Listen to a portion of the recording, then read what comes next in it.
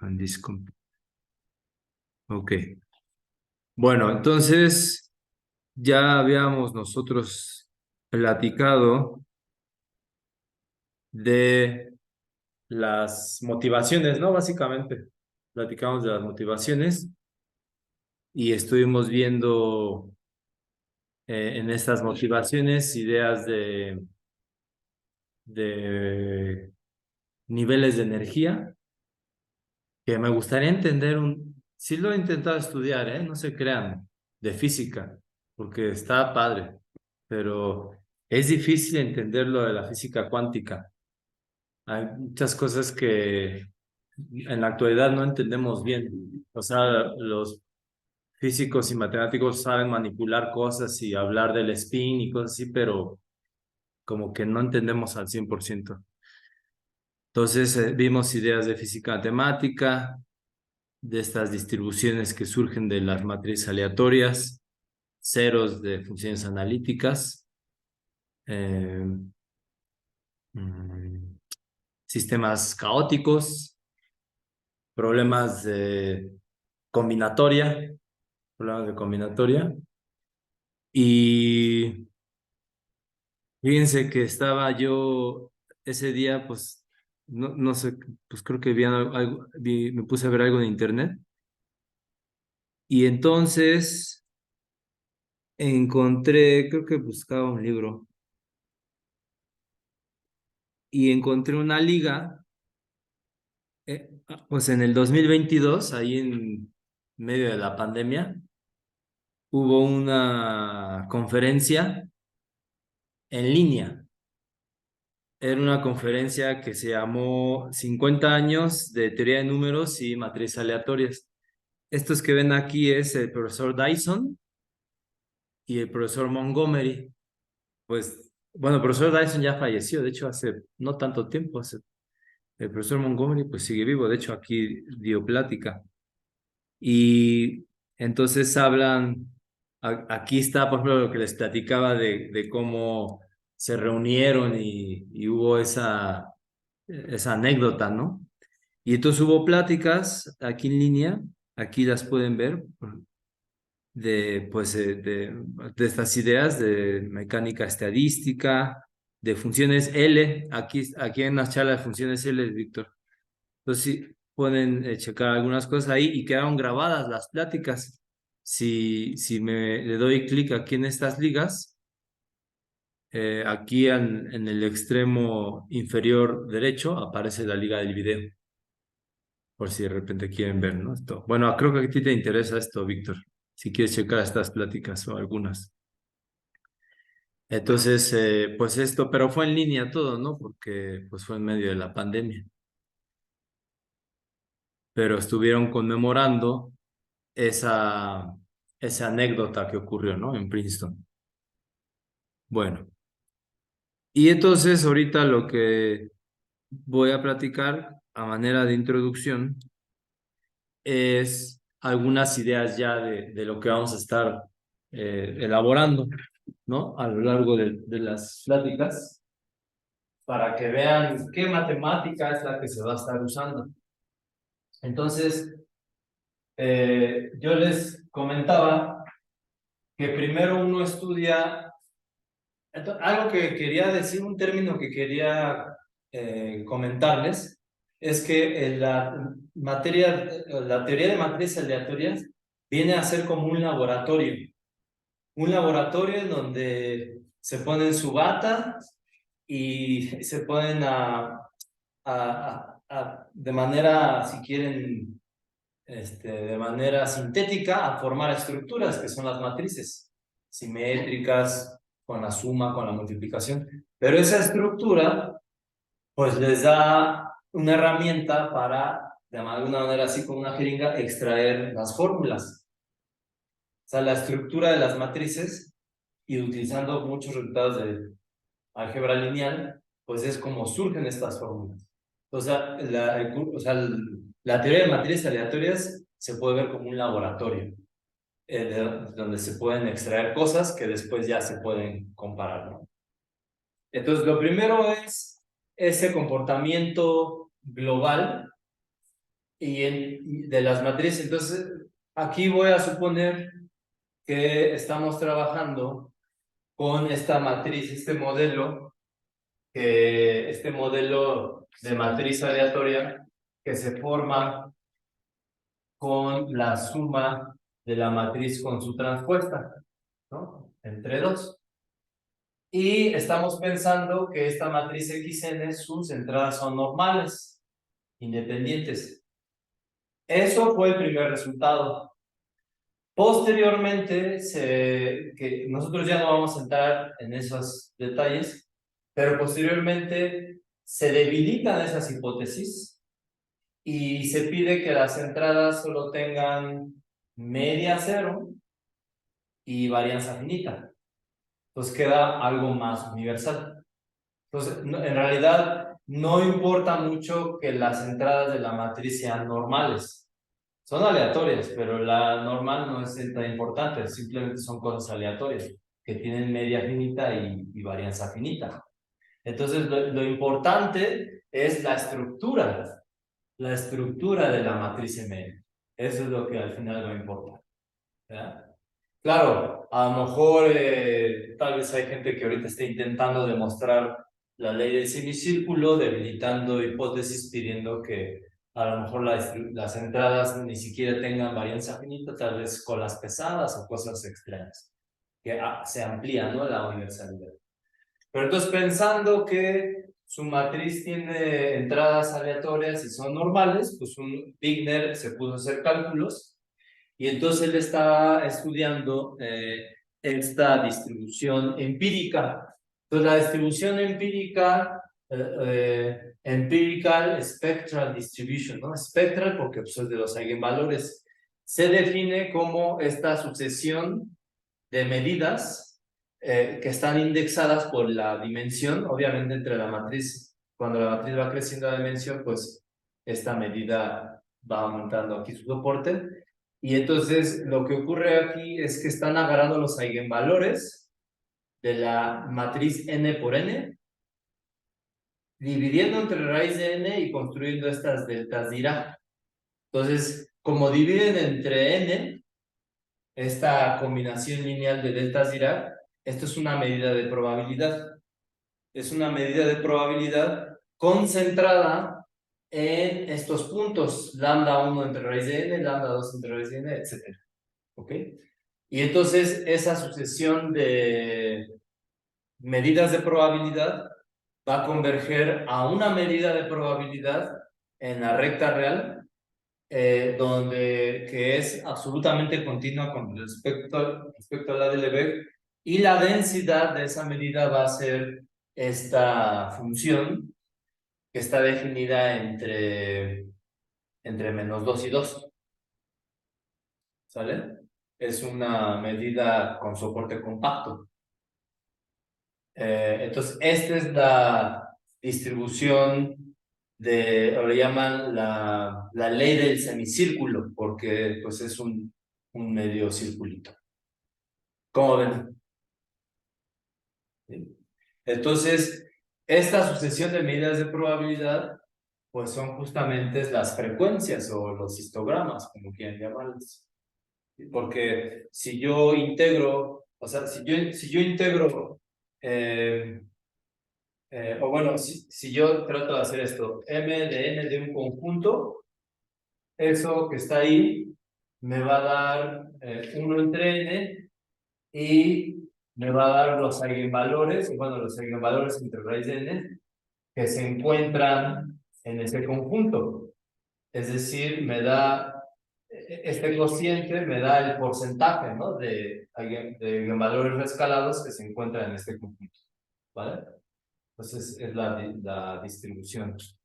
La distribución o la medida espectral empírica. Entonces, ¿cómo se llega a este resultado? A partir, pues, de estas hipótesis, utilizando la normal. Entonces, la estrategia, ahora ya hay más demostraciones, pero esta es la original y, pues, según yo, es muy elegante, muy profunda. Ahí En todas las materias tienen distribución normal. Ajá, aquí van a ser normal, nos vamos a concentrar en ese caso. ¿Va? Entonces, ¿cómo se demuestra que una sucesión de medidas de probabilidad converge a otra medida de probabilidad? Una estrategia es ver qué pasa con los momentos de cada una de estas medidas de probabilidad, cada una de ellas tiene sus momentos, su primero, segundo, tercero. Entonces, esos momentos podemos nosotros ponerlos así, fíjense, a ver si les agrada esto. M sub n de k va a ser el késimo momento de la enésima medida de probabilidad. Entonces, esta es una colección de momentos asociados a cada medida de probabilidad. Y entonces, la idea es demostrar que cada uno de estos momentos, para cada k fijo, converge cuando n se va a infinito a un número n de k. E identificar cuál es la distribución que tiene estos momentos. ¿Ok? Esos momentos nos van a decir quién es esta distribución límite. En este caso, se van a encontrar los momentos de la distribución del semicírculo. ¿Ok? Este procedimiento, pues, bueno, no me acuerdo, yo creo que en el curso de prueba no lo vimos, ¿verdad? En el curso de prueba no se ve esto. No lo vimos. O sea, vimos convergencias de medidas un poquito, creo, pero no así con tanto detalle. Pero este procedimiento funciona porque el soporte de la medida límite es compacto. Si el soporte de las medidas y de la medida límite no es compacto, no necesariamente los momentos les van a decir a qué convergen. Pero en este caso sí. Bueno, y entonces resulta que los momentos de la distribución límite, de esta distribución, van a ser unos numeritos que son de esta forma, que, bueno, sí, son de esta forma, más o menos son, que de hecho, cuando el K es impar, es cero, lo cual es lógico porque la distribución esta del semicírculo es simétrica alrededor del cero, ¿no? Entonces, si ustedes calculan, por ejemplo, el primer momento, que es la integral de x con respecto a la medida del semicírculo, pues eh, esta parte positiva se va a cancelar con esta parte negativa. Entonces, en todos los impares va a ser cero. Y en los pares va a dar estos números, que son ahí unas combinaciones, y que son lo que se llama, no lo tengo anotado aquí, creo que no. Estos numeritos son los que se llaman los números de Catalán. ¿Los han escuchado esos alguna vez? En combinatoria los ocupan mucho. Los números de Catalán significan diferentes cosas. Bueno, salen en diferentes lugares los números de Catalán. Aquí surgen como los momentos de esta distribución. Y bueno, aquí hay un artículo, bueno, yo revisé algunas cosas, no todos, pero en la miscelánea matemática del 2011 sale la demostración que pone aquí el profesor Domínguez y Rocha, son unos profesores en la Universidad Autónoma de Sinaloa, en Culiacán, en la capital de Sinaloa es Culiacán. Estos son los que les digo que fueron estudiantes del profesor Víctor Pérez Abreu. Y, bueno, pero entonces, ¿cómo encontramos esos momentos? Aquí viene la clave, compañeros.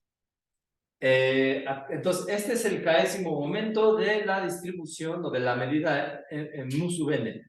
Mu sub n, ¿sale? Esta integral, que es la integral de la función x a la k. ¿Sale? Pero entonces, observen por favor, ¿qué pasa si ustedes integran esa función con respecto a esta medida que está concentrada en estos puntos. ¿Qué les da? Por ejemplo, con K igual a 1. Con K igual a 1. La suma de los valores propios normalizados. Exacto, va a ser ahí, en donde dice X, voy a poner mi valor, entonces va a ser la suma de lambda de esos valorcitos multiplicado por la medida de ese punto, que es 1, y que para 1 en n.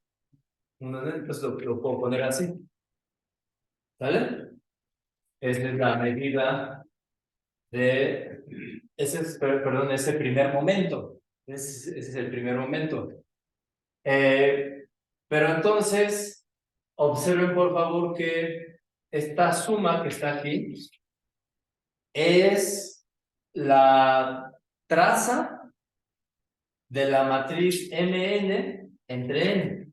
Perdón, entre raíz de n. Entre raíz de n. O sea, ¿cuáles son los eigenvalores de Mn? Pues lambda 1, lambda 2, etc. Y de Mn entre raíz de n, lambda 1 entre raíz de n, lambda. Entonces, curiosamente, esto va a coincidir con 1 entre n por la traza de la matriz Mn entre raíz de n. ¿Sale? Pero, y aquí viene la clave de por qué la estructura de la matriz nos va a ayudar. La traza también se puede calcular de otra manera, no solamente con la suma de eigenvalores, sino con información directa de las entradas de la matriz. ¿No? ¿Cuál es esa conexión? ¿Cómo calculan de qué otra manera pueden calcular la traza de una matriz?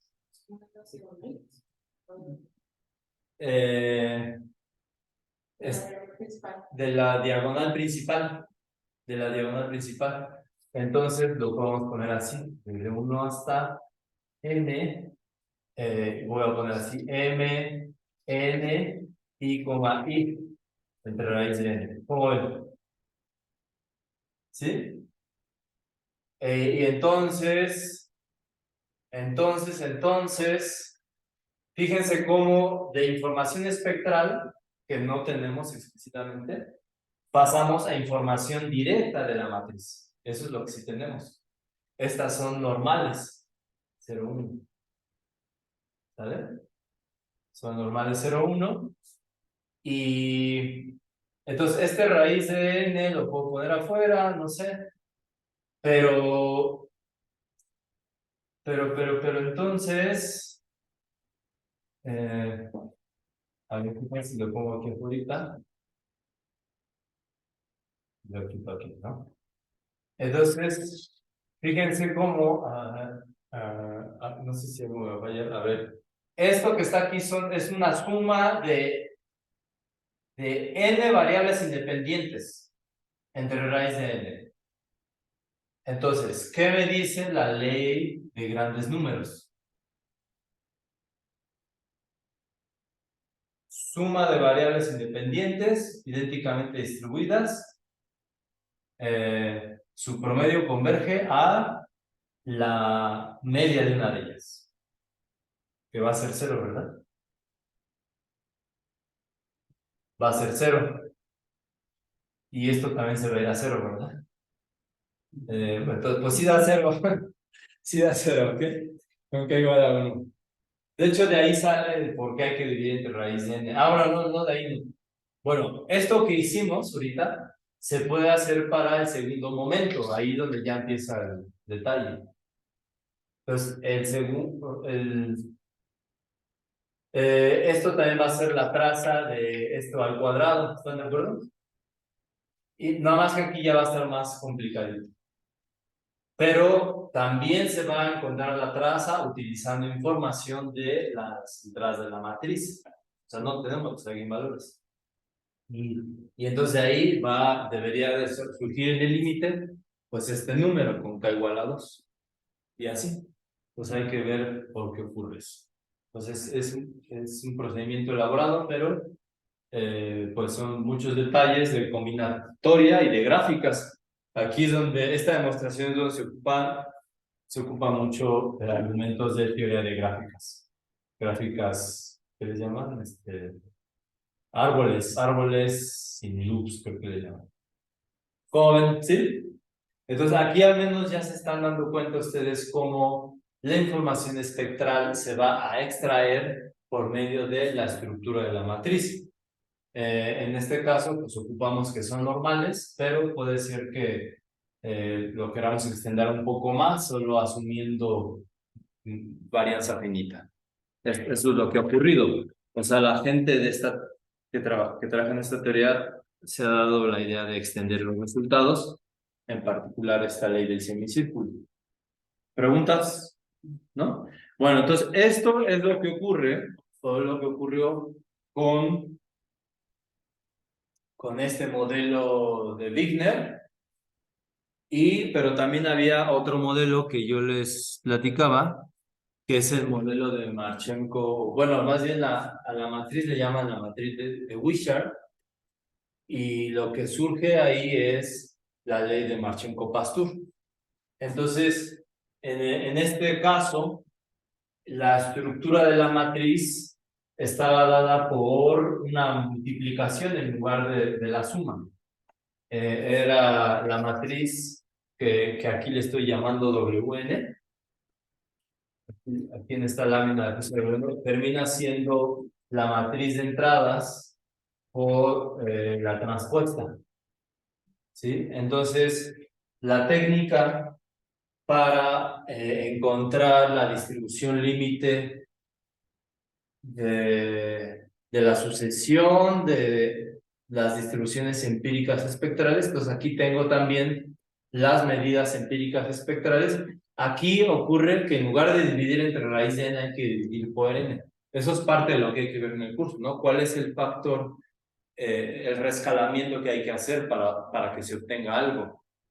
Entonces, en este caso, hay una convergencia a una medida que también es absolutamente continua con respecto a la DLB, y la densidad es esta función, obsérvenla, esta función está entre 0 y 1. ¿Sí? Aquí, o sea, en el caso anterior, los eigenvalores podrían ser negativos, pero en este caso, los eigenvalores son positivos. Esta matriz es positiva definida, es simétrica positiva definida. Entonces, aquí sí los eigenvalores son mayores que 0. Pero también va a ocurrir que al momento de tomar el límite, con este rescalamiento van a estar concentrados en este intervalo entre 0 y 1. Entre 0 y 1. ¿Sale? Esta distribución de Marchenko-Pastur puede quedar un poco más general con ciertos parámetros, porque resulta que al momento de hacer esta multiplicación, la matriz X no necesariamente tiene que ser cuadrada. Puede ser n por m, y entonces esta sería m por n. Y al final la multiplicación da una matriz cuadrada. ¿Vale? Entonces, dependiendo de la relación que hay entre m y n, aquí pueden salir otros parámetros. En su momento lo vemos. Pero bueno, por lo pronto, si es cuadrada, surgió esto.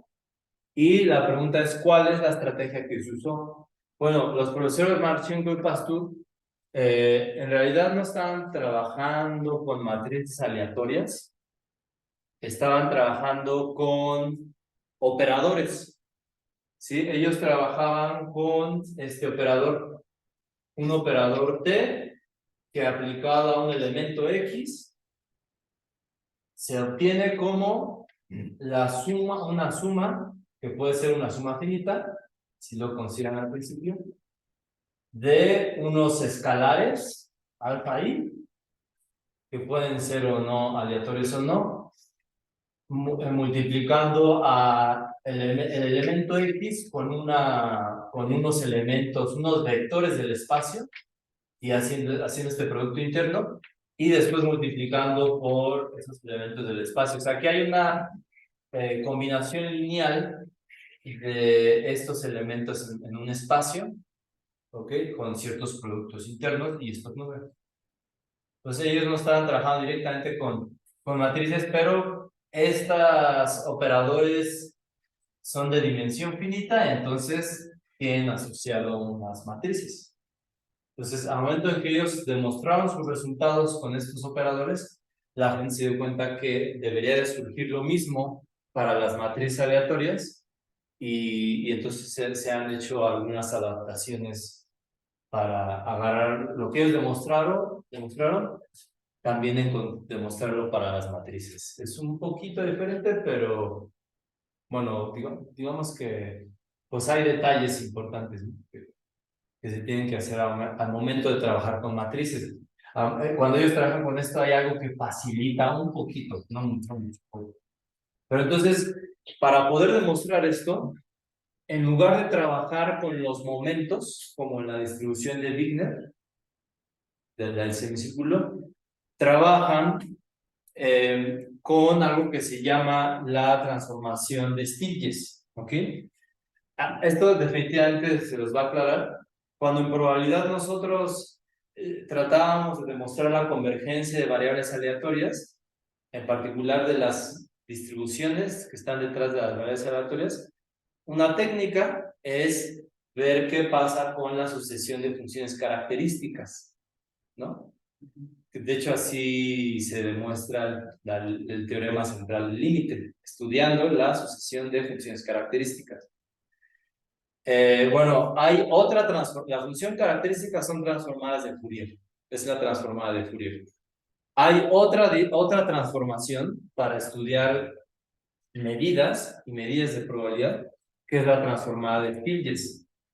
Y entonces, ¿cuál es la transformada de Stieltjes de una medida? Bueno, pues va a ser la integral con respecto a la medida de esta función. La integral aquí, x es el argumento de la medida y z es un parámetro que es un número complejo. O sea, esto es una función, aquí yo podría poner que depende de z. Depende de z. ¿No? Cuando uno trabaja con funciones características, ¿se acuerdan? La función característica era la esperanza de e a la menos i θ por la variable aleatoria. Y entonces eso era una función que siempre llamamos phi de θ. ¿Vale? Entonces aquí lo mismo. Aquí es una transformación que queda en términos de una variable z. ¿Ok? ¿Habían escuchado de la transformación de Stieltjes? Tal vez no. Entonces, aquí también ocurre que si la sucesión de transformaciones de Stieltjes converge a una transformada de Stieltjes, uno puede intentar ver quién es la medida de probabilidad asociada a esa transformada de Stieltjes. ¿Vale? Entonces, mucha variable compleja aquí. Mucha variable compleja y fíjense esta conexión. Fíjense esta conexión. Ustedes definitivamente se acuerdan que si nosotros tenemos una función bien comportada, si tenemos una matriz M con sus eigenvalores, lambda 1, lambda 2, etcétera, y hacemos una transformación relativamente amigable de esta matriz, tenemos una nueva matriz, ¿sí? Sus eigenvalores de esta nueva matriz van a ser f de los eigenvalores originales, ¿verdad? Eso es lo que se estudia con nuestros teoremas espectrales y con el cálculo funcional. Y entonces aquí está ocurriendo algo similar, porque ¿cuál sería la integral de esta función con respecto a esta medida? Ahorita todavía no estoy usando lo que escribí, pero esto va a ser la suma de esta función evaluando en lugar de x los eigenvalores correspondientes, ¿no? 1 entre lambda 1 entre n menos z por 1 entre n. Después, esto mismo evaluado con lambda 2. ¿Sí? Entonces, a ver, lo voy a escribir. Entonces, se tendría la suma desde 1 hasta n de 1 entre lambda i entre n menos z, y cada uno de estos multiplicando entre 1 por 1 entre n. ¿Vale? Y entonces, aquí ocurre esta situación que yo les decía, esto que está aquí son los eigenvalores de la matriz, lo voy a poner así de manera un poquito informal, pero es 1 entre m, n, entre n menos z. ¿Sí? Esta matriz es realmente la matriz inversa de esta matriz. Aquí es z por la identidad. ¿Sale, vale? Y entonces, pues esta suma es realmente la traza de la matriz que tiene estos eigenvalores, que es esta inversa. Es esta inversa. ¿Cómo ven? Y bueno, pues aquí ya está más complicado porque, pues fíjense todo lo que hay que hacer para poder encontrar este límite. Hay que tomar a la inversa de esta matriz. Eso está complicadito. Pero, la estrategia del profesor Marchenko y Pastur fue, bueno, ocupar algunas identidades de álgebra lineal para extraer una ecuación que caracterice a la solución, que caracterice a la medida de probabilidad o a la densidad.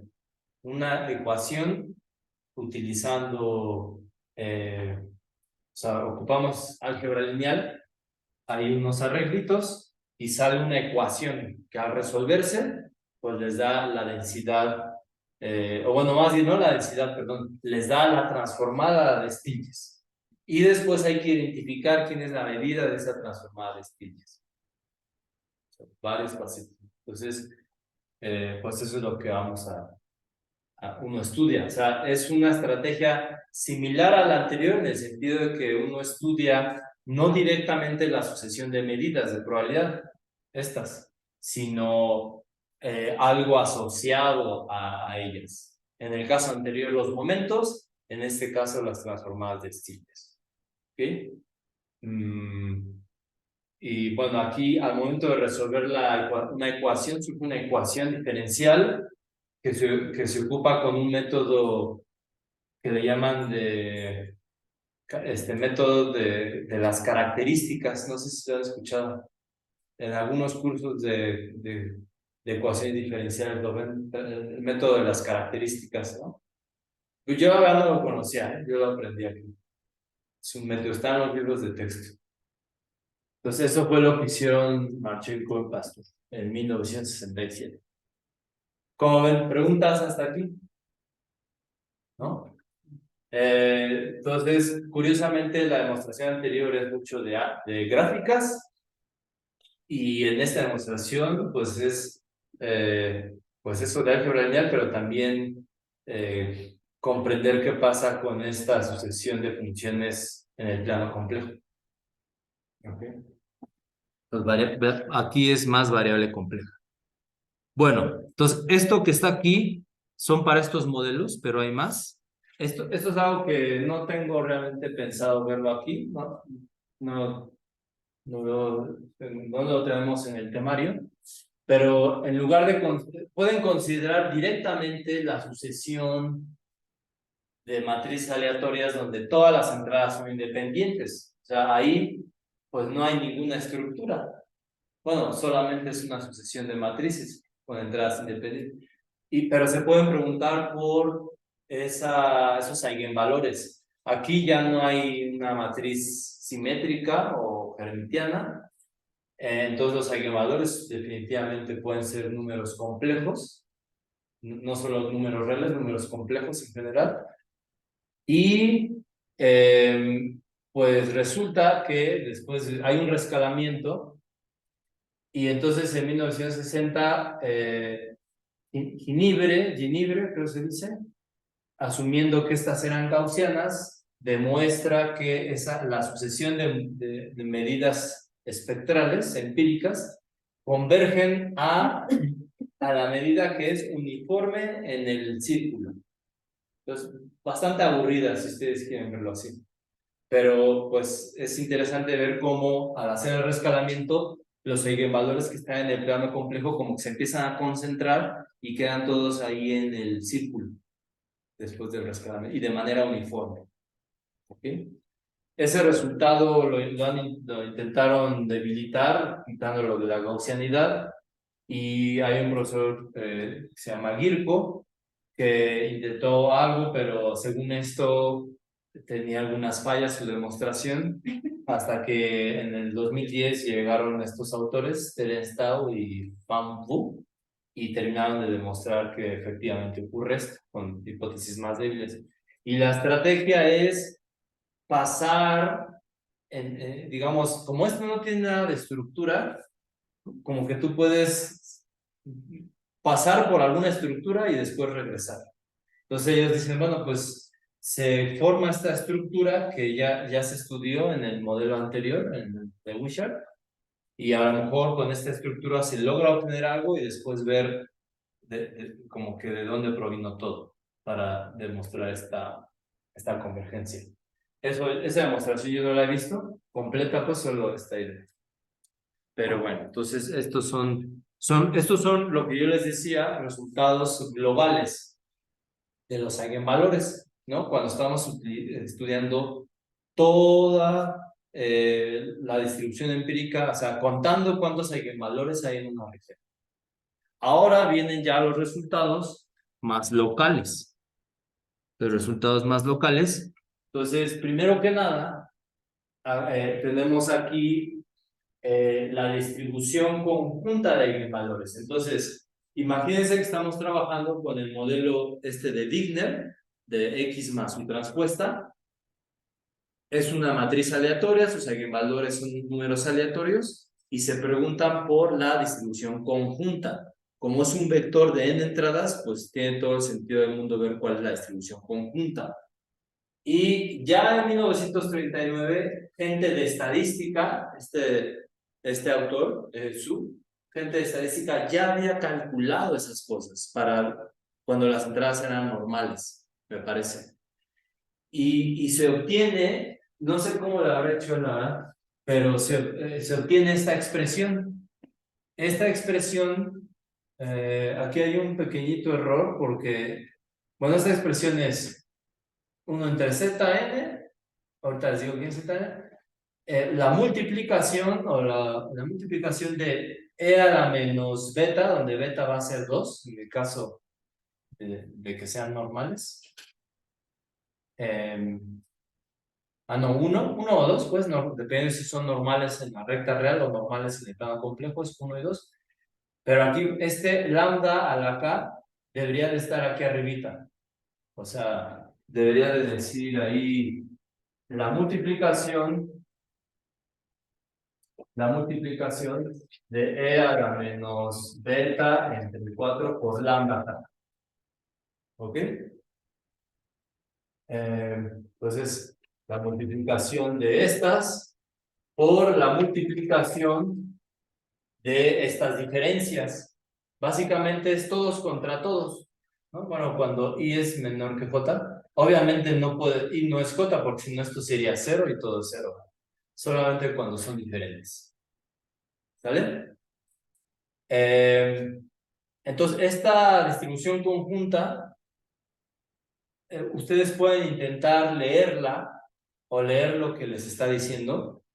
Fíjense, ¿qué pasa cuando aquí en estas exponenciales los números lambda, los eigenvalores, son números muy alejados del origen? Muy lejos del origen. En ese caso, estas exponenciales se van a ir a cero. Se van a ir a cero, ¿ok? O sea, como que los eigenvalores, entre más lejos estén del origen, pues menos probables que ocurran. ¿Vale? Ahora, ¿qué pasa cuando dos eigenvalores están muy cerca uno de otro? Esta diferencia se hace cero. ¿Ok? ¿No? Entonces, como que esta segunda multiplicación está promoviendo o diciendo que no pueden estar tan cerca, que es más probable que estén separaditos, ¿no? Es menos probable que estén cerca, ¿ok? Porque si no, esto se hace cero. Entonces, por un lado, no están muy alejados del origen y no están tan juntitos, como unos amigos que se odian, pero no tanto. No pueden estar tan separados, pero no tan pegados. Y entonces, este término que está aquí es el que le llaman el término de la repulsión, donde se ve cómo estas partículas, estos eigenvalores, tienden a empujarse, tienden a, no sé si en español se diga repelerse, se dice. Repelerse. Se repelen, sí, eso se oye bien. Entonces, bueno, esta es la expresión, hay que ver cómo obtener eso, todo un show obtener esa expresión. Ahí es donde les digo que hay que hacer unos cálculos en el espacio de matrices, unas diferenciales en el espacio de matrices. Ver el espacio de matrices como una variedad donde uno puede tomar derivadas y surge esto de manera pues mágica. Pero aquí algo muy, muy interesante es que ya utilizando lo que le llaman el potencial electrostático de Stieltjes, uno encuentra lo que le llaman el potencial de un conjunto de partículas con un cierto potencial. No, perdón, la energía de un conjunto de partículas con cierto potencial. Entonces, yo creo que sí nos va a dar tiempo de ver ese argumento, pero utilizando así cuestiones de ideas elementales de física estadística, donde uno dice, bueno, es que si las partículas están muy juntas en el espacio euclidiano, en R, por ejemplo, se repelan, dependiendo de qué tan cerca está, el recíproco de la distancia, ¿sí? Y hay un potencial que es una función V, que es un potencial cuadrático, le llaman. Pues uno hace ciertos argumentos, nada que ver con esto de la densidad conjunta, otros argumentos, y uno llega a esta expresión. Esta expresión es, bueno, me faltó decir quién era ZN. ZN es la integral o el factor que hace que todo integre a uno. La integral de esto en todo Rn. Bueno, entonces esta expresión, véanla por favor, que se obtiene de otra manera, es la exponencial de menos la suma del potencial evaluado en los eigenvalores más beta por la suma de los logaritmos. Entonces, ¿qué tiene que ver esta expresión con la de arriba? ¿Qué le ven? ¿Por qué son parecidas? Aquí, por cierto, realmente esto que está aquí escrito es El segundo término es E a la V menos beta de 4 por V evaluado en lambda K. Eso que está aquí es lo mismo que está acá. ¿Vale? Creo que aquí me sobra este, o aquí. Creo que o sobra este o sobra este, pero bueno. Ajá, Alejandro, ¿entonces qué? Sí, y el otro término igual. Nos perdemos el logaritmo. Cuando desarrollas exponencial de este logaritmo se convierte en una multiplicación y el logaritmo se cancela con la exponencial. ¿No? Entonces, es lo mismo. Es la misma expresión, escrita de dos maneras diferentes. ¿Sale?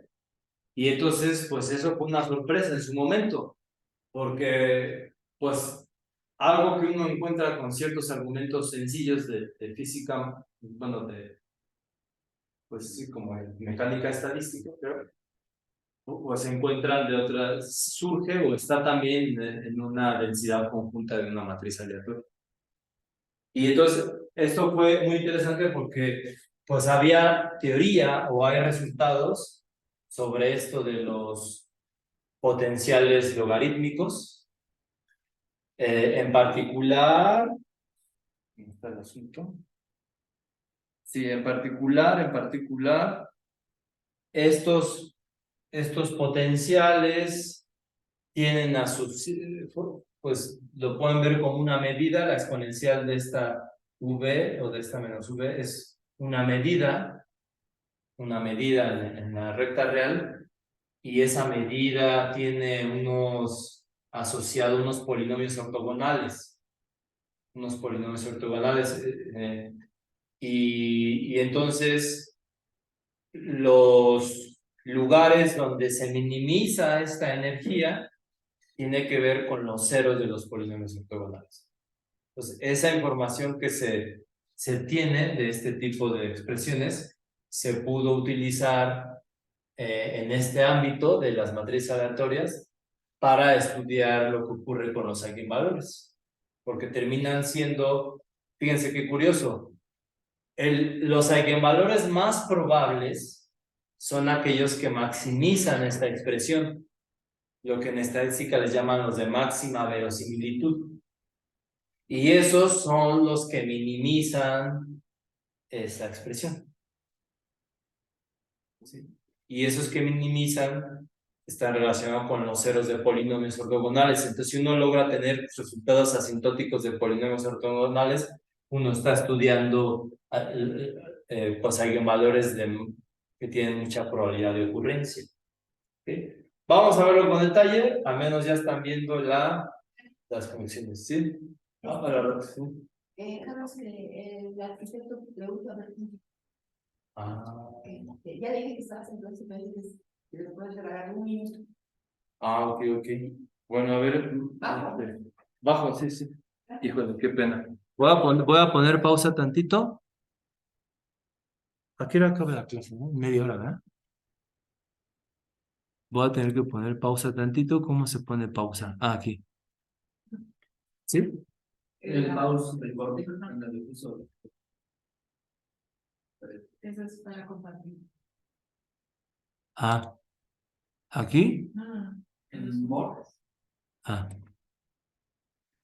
Post recording. Amarillo. Bueno, ahí en el resumen, perdón.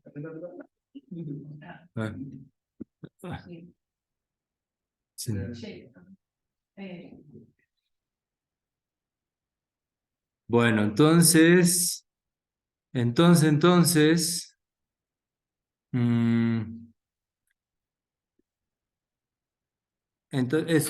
es la situación de cómo al momento en que pero ¿qué creen que cuando se encontró? Esto se volvió a encontrar después.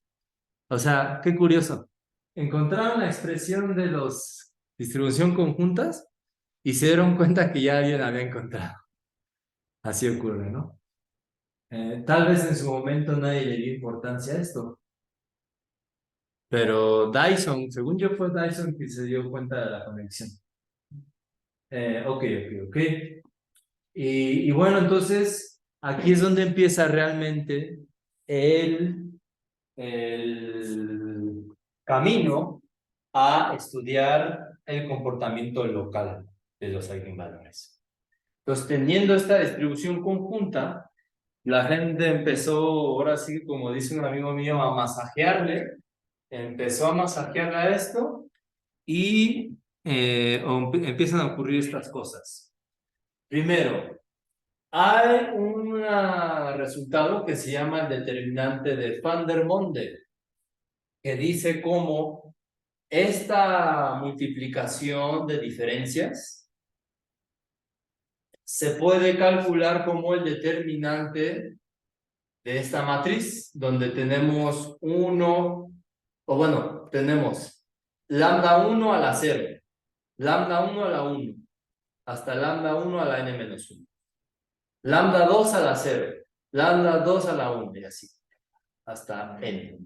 ¿Ok? Este es el tipo de cosas que ya, digamos, entre todos vamos a ir demostrando. Alguien lo va a exponer. Pequeños resultados, así como este. Y entonces esta matriz de Van der Monde resulta que se puede calcular como el determinante de una pues, matriz parecida, pero aquí ustedes pueden poner en el primer renglón un polinomio de orden cero, o sea, una constante en pocas palabras. O sea, ahí dice P sub 0 de lambda, lambda 1, pero en realidad es una constante. ¿Ok? Aquí abajo un polinomio de orden 1, el que ustedes quieran. Aquí arriba puede ser cualquier constante, la misma constante. Que no sea cero. Que no sea cero. Que no sea cero. Aquí en medio puede ser otro polinomio de la forma una constante más una constante por x. Una línea recta, pues. Y evaluar en este lambda 1, lambda 2, así.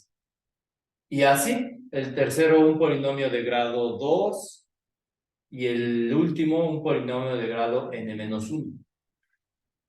Y entonces ahí lo interesante es que a mí me pareció increíble, yo no lo creía, es que no importa los coeficientes que pongan en los polinomios, siempre va a dar esta expresión o este determinante.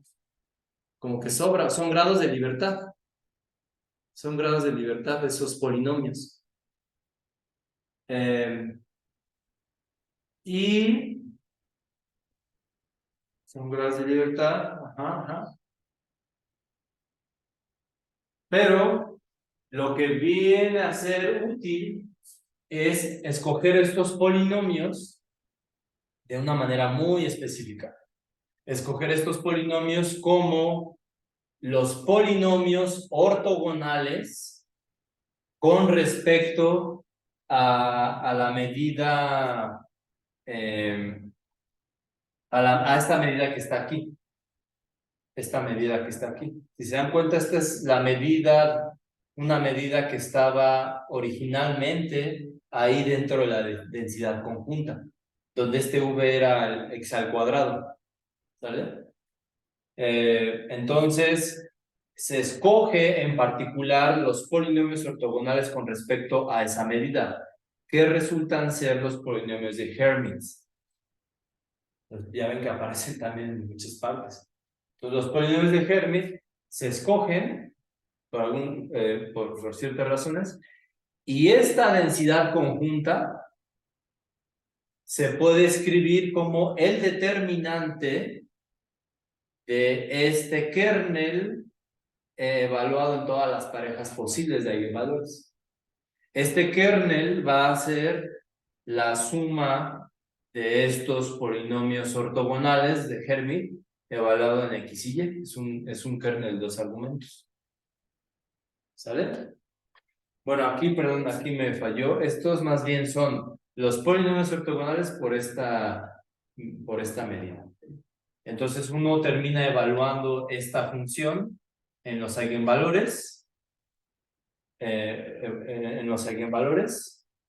y se forma una matriz y hay que tomar el determinante.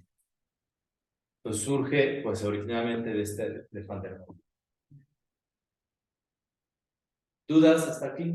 Bueno, hay muchas dudas de cómo ocurre esto, ¿no? Pero ¿algo que quieran preguntar? ¿No? Bueno, entonces, llega un momento donde filosóficamente vemos a los eigenvalores como puntos, están ahí puntos que cayeron en la recta real, si es el caso. Porque puede ser que los eigenvalores sean en el plano complejo, entonces son puntos en el plano complejo, pero digamos en el primer modelo que estudiamos, ¿no? El modelo de Wigner, son puntos en la recta real. Y entonces, esos puntos están caracterizados por la función de densidad, pero la función de densidad realmente está caracterizada por este kernel. Entonces, al final del día, son puntos que se caracterizan con un kernel y tomando ciertos determinantes. Y entonces, hay una teoría que, pues, yo diría que se ha ido forjando a la par de la teoría de matrices aleatorias, están muy conectadas, que se llama esto de los procesos determinantales. Entonces, se dicen procesos determinantales porque surgen de determinantes de kernels. pero estos procesos representan puntos. Puntos que en este caso nacen de eigenvalores, pero también pueden ser, por ejemplo, ceros de una función. Entonces, esos procesos determinantales estudian este tipo de cosas.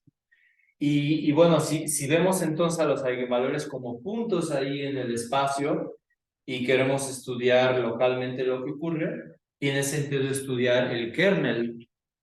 Como todo está aquí metido, tiene sentido estudiar el límite de esta sucesión de kernels, de núcleos, para ver si convergen a algo y si ese algo que converge tiene sentido con algo físico, con puntos aleatorios, ¿no? Bueno, pues al final del día, bueno, aquí, esto que está aquí son dos libros de este profesor, Percy David, ahí en el Instituto Curran de Nueva York. Tiene dos libros, y entonces en estos libros uno puede ver, estudiar estos límites, y en otras partes, cómo estos núcleos van a converger a este núcleo que yo les platicaba la otra vez, que es el del espacio de Hilbert, Paley y Wiener. ¿Ok? Si ustedes ahí en Wikipedia ponen polinomios de Hermite, pues les va a aparecer todo, ¿no? Y en particular les va a aparecer resultados asintóticos de los polinomios de Hermite. Y ahí van a ver, aparece como límite el seno, el coseno. Entonces, de ahí va a surgir esto. Ya cuando uno ve los detalles, pues uno se da cuenta que todo calza como perfectamente. Ok, entonces eso es lo que nosotros vamos a estudiar, y de aquí nacen estos resultados. Esto va a ser también un procedimiento largo, en donde obteniendo esos kernels, esos núcleos, pues uno ya puede intentar calcular probabilidades, ¿no? Por ejemplo, la probabilidad de que no haya un eigenvalor alrededor de menos epsilon y epsilon, o que la distancia entre los eigenvalores sea siempre mayor a 2, bueno, a un umbral alfa. Y así calcular probabilidades. En particular, uno puede estudiar el eigenvalor más grande.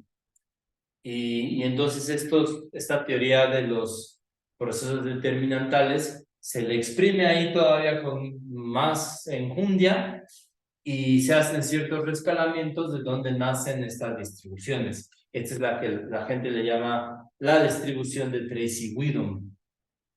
También le llaman la distribución GUE. GUE significa Gaussian Unitary Ensemble. Aquí se me ha pasado a decir, pero estos modelos de matrices les llaman GUE, GOE y GSE. O de ortogonal, U de unitario y S de simpléctico. Lo vamos a ir viendo. Pero entonces, la GUE o F2, aquí pues esta expresión donde la función Q es la solución de esta ecuación diferencial que le llaman la ecuación de Painlevé, donde tiene una condición en la frontera, que es en el infinito, dado por la función de Airy, la función de Airy. ¿Okay? Entonces, pues esto se logró hacer, o sea, todo fue un hilo, todo ha sido un hilo ahí que han ido jalando y extirpando, y entonces, pues esto es, yo diría que esta es la primera fase, o tal vez la segunda, después de haber encontrado la distribución conjunta. Pero esta es la fase que empujó a encontrar estos resultados asintóticos. Aquí hay un paso entre estas dos, que es justamente trabajar con lo que en el temario yo puse determinantes de Fredholm.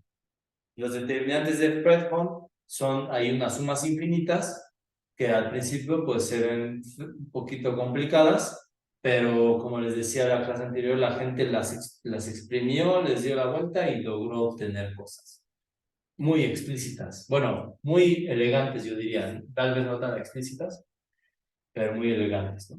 Y útiles, porque esto es fácil meter en una computadora y hacer aplicaciones. ¿Ya? Igual esto del kernel.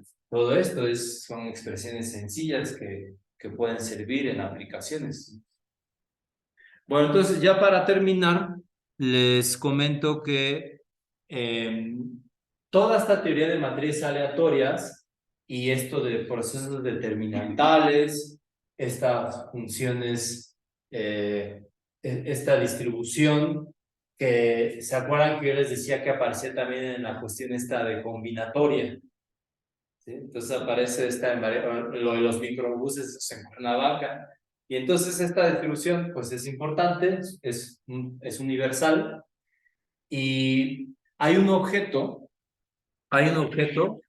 que en la actualidad le llaman KPZ. ¿Alguien ha escuchado esa expresión, esas siglas? Ajá, a ver. Voy a poner KPZ, equation. ¿Tú, Víctor, has escuchado esto? No, profe, ni idea. ¿No? Ah, A ver, ok. voy a poner lo que decía ahorita Alonso. Es que, bueno, desafortunadamente hay dos ecuaciones KPZ. Qué desfortuna para los matemáticos. Pero hay una que es más importante, KPZ. KPZ. O sea, esta KPZ es Kardar, Parisi, Shang. ¿Ok? Pero hay otra que creo que ya ni me aparece. Porque esta va a ser la ecuación KPZ de aquí al futuro. Bueno, voy a ponerle aquí a Wikipedia. Esta ecuación KPZ, aquí está, miren, está pues sencilla. ¿Se alcanza a ver? ¿O le ve? ¿La ves, Luis? ¿Sí? Esta ecuación KPZ es la solución de una ecuación diferencial. Bueno, perdón, esta es una ecuación diferencial, estocástica. Es encontrar la derivada con respecto al tiempo. Eso está relacionado con el laplaciano, que es con respecto al espacio, de la incógnita h. Y aquí es laplaciano al cuadrado, ya vieron, o sea, es no lineal. Ahí empiezan a tener unos coeficientes, nu, lambda, y este término eta, que es un ruido blanco gaussiano. Entonces es una ecuación, lo que llaman una ecuación diferencial estocástica. Una ecuación parcial diferencial estocástica. ¿Ok? Y entonces, esta ecuación se propuso, ven, en 1986, la ecuación KPZ, y empezaron a darse cuenta que detrás de esta ecuación hay un concepto de universalidad. De universalidad porque pues es el objeto que está detrás de la solución de esto es un modelo que puede provenir de varios modelos, de varios tipos de modelos. Puede ser un modelo de interacción de partículas, puede ser una cuestión de combinatoria, puede ser cuestiones de matrices aleatorias. ¿Sí? Entonces esta ecuación KPZ se volvió bastante importante por esas razones. Se volvió tan importante que o sea, como era bien difícil hablar de su solución, porque es no lineal, ni siquiera se sabía si estaba bien planteada para tener una solución rigurosa, matemática. Vino un matemático, a ver si está aquí anotado.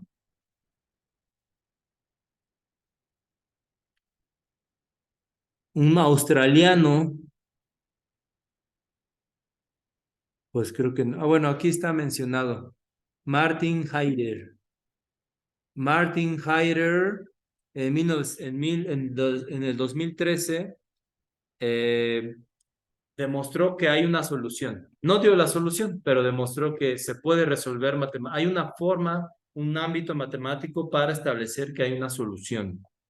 Y entonces le dieron la medalla Fields por haber logrado decir que sí hay solución, porque como ya todo el mundo decía, no, es que esto alberga universalidad, pues era muy importante, primero que nada, ver que esa ecuación admite una solución.